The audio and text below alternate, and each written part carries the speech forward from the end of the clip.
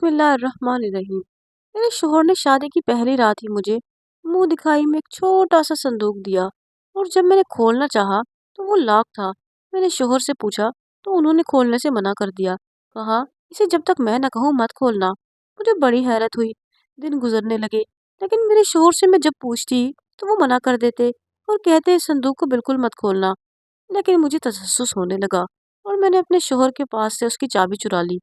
شوہر کے جانے کے بعد میں نے اسے کھولا تو میری آنکھیں پھٹی کی پھٹی رہ گئی۔ میں نے جو دیکھا اسے دیکھتے ہی میری سانس رک گئی، کیونکہ اس صندوق میں تو میری ہی شمس سے غریب گھرانے کا لڑکا تھا، جبکہ میں امیر گھرانے سے تعلق رکھتی تھی۔ میں اپنے والدین کے ساتھ ہنسی خوشی زندگی گزار رہی تھی۔ میرے والدین مجھے ہر خوشی پر خوش ہوتے، سالگرہ سے لے کر میرے رزلٹ تک ہر خوشی کو دھوم دھام سے مناتے۔ مجھے سرپرائز اچھے لگتے تھے۔ میرے والدین مجھے ایک سے بڑھ کر ایک سرپرائز دیتے۔ زندگی کا پہیہ چل رہا تھا۔ ایک دن جو میری زندگی میں آیا وہ سالگرہ تھی۔ میری سالگرہ اس دن مجھے سب تحفے دیے۔ پاپا نے کتاب دی، مما نے چاکلیٹ اور بہن نے ایک پیاری سی گڑیا دی۔ اس وقت میری عمر 7 سال تھی اور ذہن بھی بچوں جیسا تھا۔ میں نے خوب اچھے طریقے سے سالگرہ منائی۔ اتنے میں مجھے میرے دوست نے آواز دی۔ شمس میرا دوست اور کلاس فیلو بھی تھا، اور سب سے بڑھ کر پڑوسی۔ ہمارے ان کے گھر کی دیوار بالکل سانجی تھی۔ میں نے بھاگتے ہوئے دیوار کے پاس گئی۔ دیوار میں جا بجا اینٹیں صاف نظر آتی تھی، لیکن اس دیوار میں ایک اینٹ کی جگہ خالی تھی۔ وہاں سے میری امی اور اس کی امی باتیں کرتی۔ کسی چھوٹے ڈونگر میں سالن پکڑانا ہوتا تو اسی سوراخ سے پکڑا دیتی۔ اگر شمس کو مجھے کاپی دینی ہوتی تو وہ کاپی کو فولڈ کر کے مجھے اس سوراخ کے ذریعے پکڑا دیتا۔ یعنی دروازے سے زیادہ اہمیت اس سوراخ کی تھی۔ کہاں تھے تم؟ آج تو میری سالگرہ ہے، تم سالگرہ میں بھی نہیں آئے۔ سارے فرینڈ تمہارا پوچھ رہے ہیں۔ مجھے تو لگا تھا کہ تم مجھے گفٹ دو گے۔ میں نے سوراخ کے پاس آتے ہی اسے لڑنا شروع کر دیا۔ سوری سوری مما، وہ دراصل مجھے کچھ کام تھا جس کی وجہ سے میں نہیں آ سکا، لیکن میں تمہارا تحفہ لایا ہوں۔ کیا سچ میں؟ ہاں بالکل، یہ دیکھو۔ اس نے مجھے سوراخ سے ایک چھوٹی سی ٹوکری پکڑائی۔ یہ گتے کی بنی ہوئی چھوٹی سی ٹوکری تھی جس پر گفٹ پیپر چڑھا ہوا تھا، لیکن اس کے باوجود اس کی جسامت نہیں بدلی تھی۔ میں نے ٹوکری اس کے نرم ملائم گتے کے بنے ہوئے ہینڈلوں سے پکڑا۔ اس نے مجھے ایک چھوٹا سا کارڈ بھی دیا۔ یہ کارڈ چھوٹا تھا، لیکن بڑا کارڈ کسی صورت اس چھوٹے سوراخ سے نہیں گزر سکتا تھا۔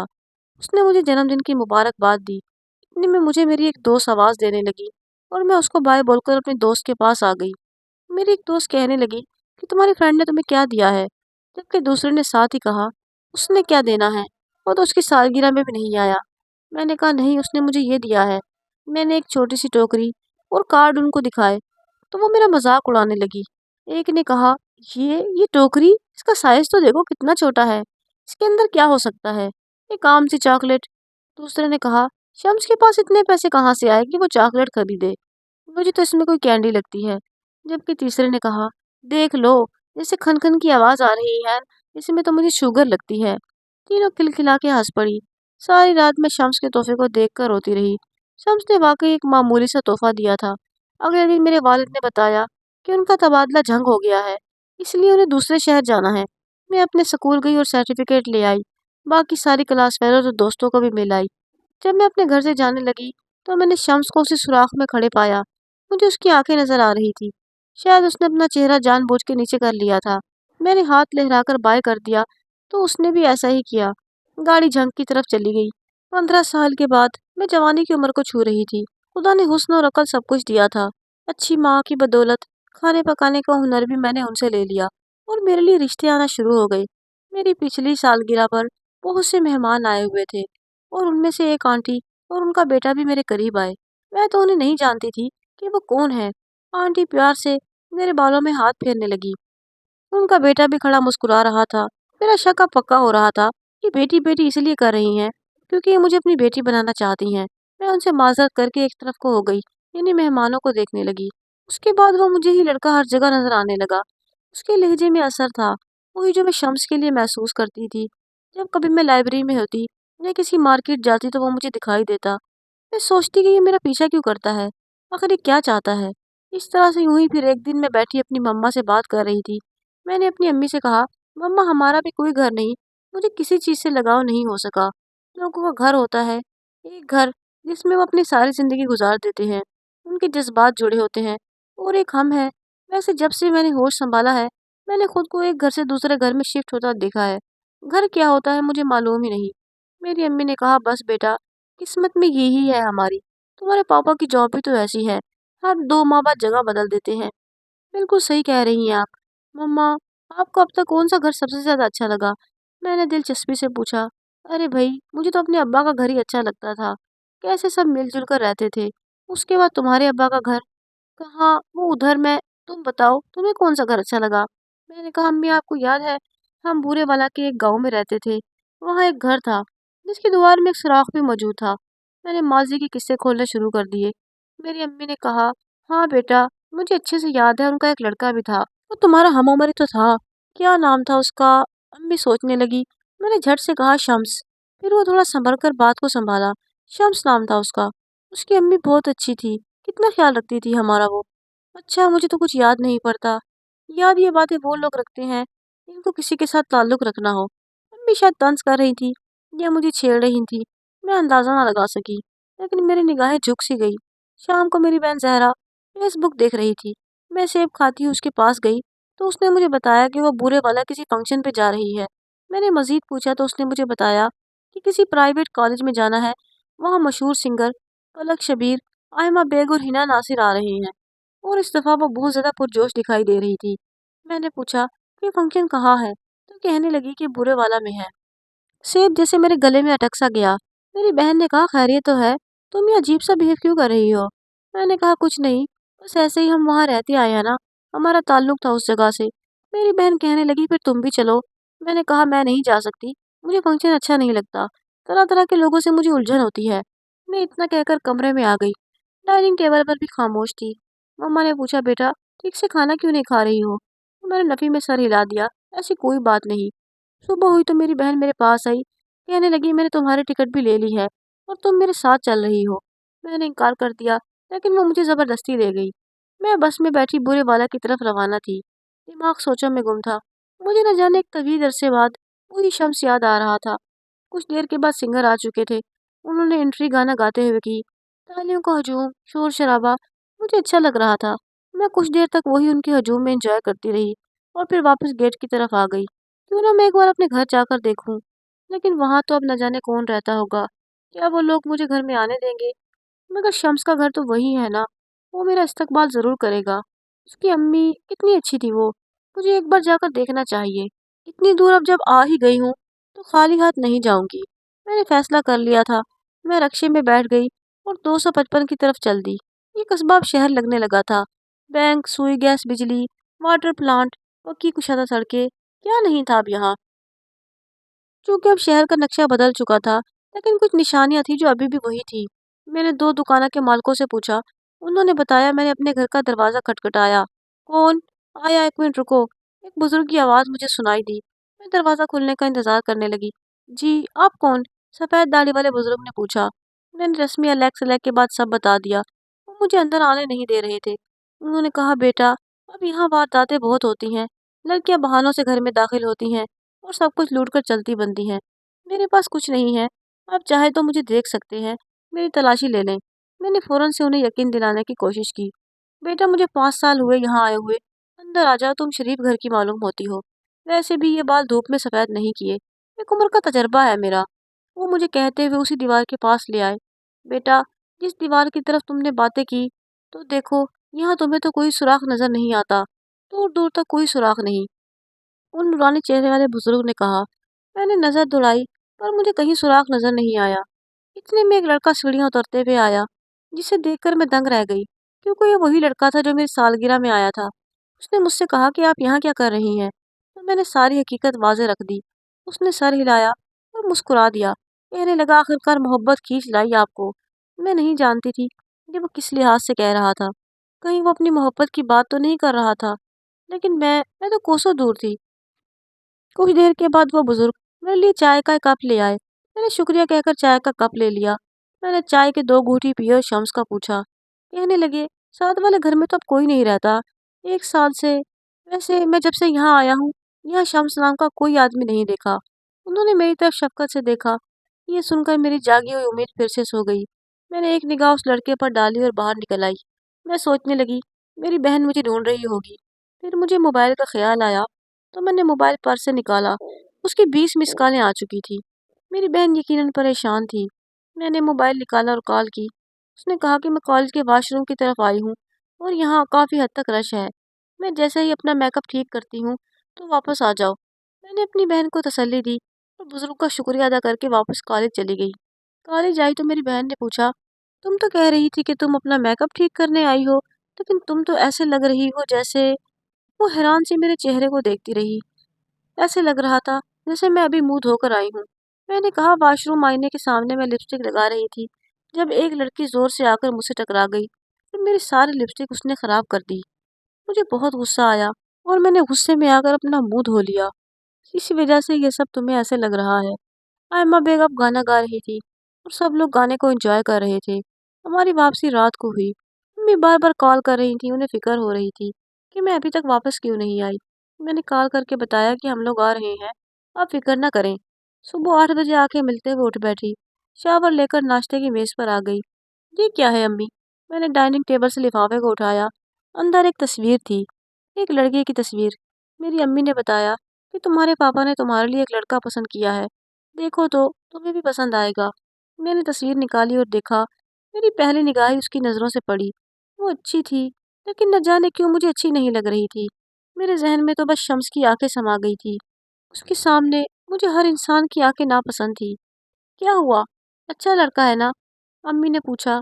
शम्स का कोई एड्रेस मेरे पास ना था, ना ही एक तवील मुद्दत से मैंने उसको देखा था। मैं उसको कैसे ढूंढती? सोचती, क्या वो मुझे ढूंढता होगा? मैं उसके सहारे बैठ तो नहीं सकती। मैंने अम्मी से कहा, ये तो वही लड़का है। अम्मी ने मुझे समझाया कि बेटा, मैंने सारी छानबीन कर ली है, लेकिन मेरा दिल खटक रहा था। ऐसा लग रहा था कि इस लड़के से मेरा कोई वास्ता है, लेकिन मैं श्योर नहीं थी। ये रिस्क था, जिसके बाद मेरे लिए एक पछतावा बाकी था।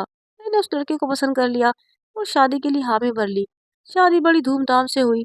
मेरे वालिदैन और बहन ने सारे अरमान पूरे किए। मैं ब्याह कर अपने ससुराल आ गई। कमरे में दाखिल तक नहीं उठा सकते जब तक कि आप मुझे तोहफा नहीं दे देते। मेरे शोहर ने कहा कि अभी तो मेरे पास तोहफा नहीं है। मैं बुरा सा मुंह बना के बैठ गई और कहा कि आज का दिन तो मेरे लिए खास दिन है, मोहब्बत का दिन है, और आप ऐसा क्यों कर रहे हैं मेरे साथ? मेरे शोहर ने अपना गला खंगारा और अर्ज की, देखिए, मोहब्बत का कोई खास दिन नहीं होता। हर दिन ही अल्लाह का दिया हुआ है। हर दिन ही मोहब्बत का है। हमें अपना हर दिन खुशगवार बनाना है। मैंने सर झुकाकर इतराफ़ कर लिया। वो वाकई किसी हद तक ठीक कह रहे थे। उसके बाद उन्होंने मुझे एक संदूक दिया। मैं खोलने लगी तो मना कर दिया। ऐसा क्या है इसमें? मैंने हैरत से देखा। कहने लगे, बस बताना ही तो नहीं है। मजीद कहा कि हमारी शादी की पहली एनिवर्सरी पर तुम इसे खोल के देखना। मैंने हाँ में सर हिलाया। अगले दिन मुझे बड़ा तजस्सुस हुआ कि ऐसी क्या चीज़ है इसमें। उन्होंने इसको खोलने की मुद्दत इतनी लंबी कर दी। मुझे तजस्सुस हो रहा था। औरत थी, कब तक सब्र करती। दरवाज़ा लगाया और संदूक को पास रखा। हाथ आगे ही बढ़ाया था। सोचा मेरे शोहर ने शायद कैमरा ना लगाया हो, शायद कहीं रिकॉर्ड हो रहा हो। ये सोचकर मैंने हाथ पीछे हटा लिया और संदूक को वहीं रख दिया। घर वाले नाश्ता लेकर पहुंच गए थे। मैंने सभी को अंगूठी दिखाई, जो उस वक्त संदूक देने के बावजूद उन्होंने मेरी अंगुली में पहना दी थी। क्यों परेशान हो आप ही? मेरी बहन ने मुझसे पूछा। शायद उसे मेरी परेशानी नजर आ गई थी। मैंने कहा, नहीं, कुछ नहीं। मेरी बहन ने इसरार किया कि मैं उसे बताऊं, तो मैंने कहा, उन्होंने मुझे एक बॉक्स दिया है जिस पे कुछ ऐसा है जो वो मुझे बता नहीं रहे। कह रहे हैं कि शादी की पहली सालगिरह पे खोलेंगे। मैं इतना लंबा इंतजार नहीं कर सकती। मेरा तो हर वक्त ध्यान उधर ही लगा रहता है। उसने कहा, अभी तुम ये संदूक खोल लो, जीजू को कौन सा पता चलना है। मैंने कहा, उन्होंने कहा है अगर तुमने इस संदूक को ना खोलो तो बेहतर है, क्योंकि अगर तुमने ये संदूक खोल लिया तो तुम्हें ज्यादा तजस्सुस होगा, और फिर ये तजस्सुस तुम्हें सारी जिंदगी बर्दाश्त करना पड़ेगा। आप ही वो आपको डरा रहे होंगे। आप एक काम करें, उसको खोल लें, देखे तो सही आखिर इसमें क्या है। मैंने कहा, मुझे डर लग रहा है, मैं नहीं खोल सकती। मेरी बहन ने मुझे तसल्ली दी और समझाया कि कहीं कैमरा नहीं लगा, आप बस डरना बंद करें और खामखा के वहम न पालें। लेकिन मैं नहीं मानी। घर वाले चले गए। मैं अब उस रात उस संदूक के बारे में सोचती रहती कि आखिर इसमें क्या है। मेरी समझ में नहीं आ रहा था कि मैं इसे कैसे खोलूं, कहीं इसे खोलकर मैं मुसीबत में न फंस जाऊं। कहते हैं ना, शैतान ही है जो मियाँ बीवी में लड़ाई करवाता है। अम्मा हवा और बाबा आदम को भी तजस्सुस ही हुआ था। उन्होंने दाना खा लिया और जन्नत से निकाल दिए गए। मुझे शैतान ने भड़काया कि मैं इसे खोलूं। कहते हैं ना, शैतान किसी भी सूरत में आ सकता है। मुझे अफसोस कि वो शैतान मेरी बहन में ही आ गया, जिसने मुझे बहकाया। मैं और मेरी बहन बेड पर बैठ गए। हमने दरवाज़ा लॉक कर लिया। मेरा दिल ज़ोर-ज़ोर से धड़क रहा था। मुझे लगा कि ये शायद मेरी ज़िंदगी की आखिरी गलती है। मैंने दिल पे पत्थर रखकर संदूक खोला, तो जो कुछ उसमें नज़र आया, उसने मेरे होश उड़ा दिए। मैं हैरत में डूबे हुए उस चीज़ को निकाल रही थी और एकटक उसे देखे जा रही थी। मेरी बहन मुझसे सवाल पे सवाल किए जा रही थी, लेकिन मैं शायद गहरी सोचों में गुम उस चीज़ के बारे में ही सोचे जा रही थी। अपनी बहन के झिझोड़ने पर मैं होश में आई। मैं भागने लगी, लेकिन मेरी बहन मुझे पकड़ रही थी। मैं अपनी बहन से कह रही थी कि मुझे इस चीज़ के बारे में अपने शोहर से पूछना है। मेरी बहन मुझे समझा रही थी कि अगर तुमने उससे पूछ लिया तो तुम्हारी क्या इज्जत रह जाएगी, तुम्हारा राज अफ़शा हो जाएगा। मेरा दिल था कोई पत्थर नहीं था जो हर चीज़ को बर्दाश्त कर लेती। मैंने अपनी बहन से हाथ छुड़वा लिया और भागते हुए अपने शोहर के पास गई। कहा, ये क्या है और ये कहाँ से मिला, कैसे आया ये आपके पास? मैंने पेदर पे सवालात शुरू कर दिए। मेरे शोहर ने मुझे बाजू से पकड़ा और कमरे में ले आए। मैं सर झुकाए खड़ी थी। उन्होंने मेरी बहन को कमरे से जाने को कहा। वो गई तो मुझे शर्मिंदगी, हैरत और न जाने क्या क्या था जो मेरे वजूद को खा रहा था।